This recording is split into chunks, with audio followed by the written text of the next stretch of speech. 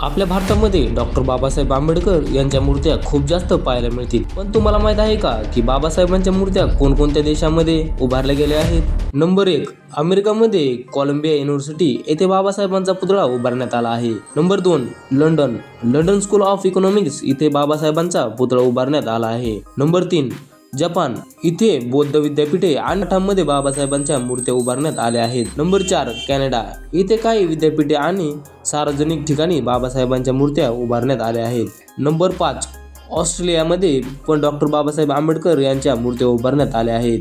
Number 6, Mauritius इथे विद्यापीठ आणि सार्वजनिक ठिकाणी मूर्त्या उभारल्या आहेत. नंबर 7, व्हिएतनाम इथे पण डॉक्टर बाबासाहेब आंबेडकरांची मूर्ती उभारण्यात आली आहे. नंबर 8, थायलंडमध्ये मेडिटेशन सेंटर येथे बाबासाहेबांची मूर्ती उभारण्यात आली आहे. नंबर 9, दक्षिण कोरिया येथे काही शैक्षणिक आणि धार्मिक ठिकाणी मूर्त्या उभारण्यात आल्या आहेत.